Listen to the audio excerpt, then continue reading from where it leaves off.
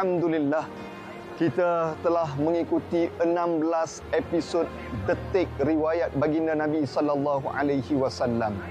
Telah kita jejaki dan kita pelajari daripada kelahiran Nabi, kemudian kita bergerak di awal dewasa Nabi sehingga kerasulan di Gua Hira, turun semula hijratun Nabi di dalam beberapa peperangan hinggalah kewafatan baginda Nabi sallallahu alaihi wasallam. Rehlah Haramain tahun ini bukan sekadar kita berjalan dan menjejaki setiap tempat dalam sirah Nabi, tetapi paling penting adalah untuk kita menyingkap tabir ibrah, apa yang boleh kita pelajari, relevansinya sirah dalam kehidupan kita. Dan insya-Allah episod yang terakhir ini kita akan mengikuti satu detik yang terindah dalam hidup baginda Nabi sallallahu alaihi wasallam, iaitulah Nabi mengungkapkan doa kepada umat yang tercinta.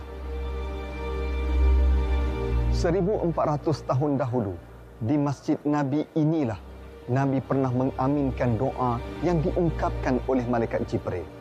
Ketika Nabi melangkah naik ke atas mimbar, datanglah malaikat Jibril.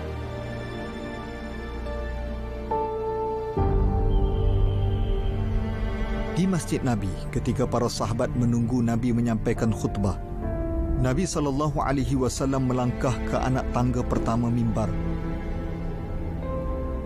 Tiba-tiba mengucapkan, Amin.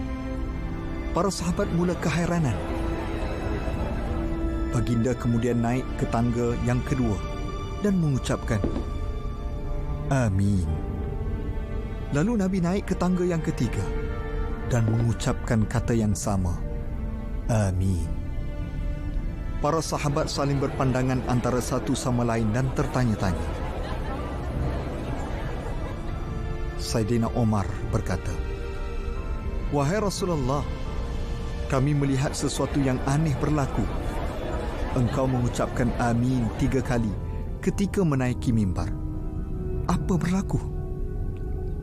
Nabi menjawab, Ketika aku melangkah ke anak tangga pertama, Jibril datang kepadaku dan berkata, Celakalah seseorang yang diberi kesempatan berada di bulan Ramadan tetapi tidak diampunkan oleh Allah Subhanahu wa taala.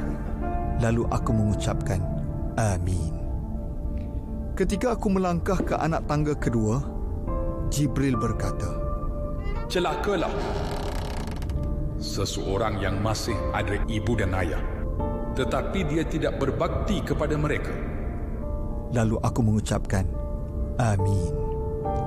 Dan ketika mana aku melangkah ke anak tangga ketiga, Jibril berkata, Celakalah seseorang yang apabila disebut namamu wahai Muhammad tetapi dia tidak berselawat kepadamu.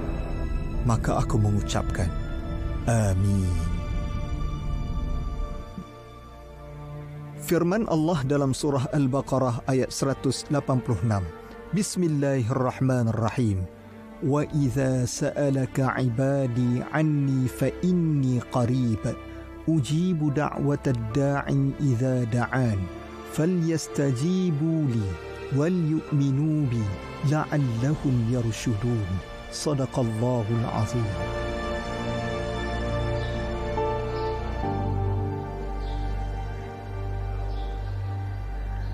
Antara ibrah penting yang dapat kita pelajari daripada episod ini adalah untuk kita rasa cinta dan kasih kepada baginda Nabi sallallahu alaihi wasallam. Nabi sentiasa berdoa kepada umatnya. Namun apa yang penting bagi kita umat akhir zaman? Ada 3 perkara yang ditinggalkan oleh baginda Nabi sallallahu alaihi wasallam. Pertama adalah sirah. Sirah bukan sekadar riwayat perjalanan, tetapi ibrah daripada perjalanan itu yang perlu kita amati. Yang kedua adalah sunnah.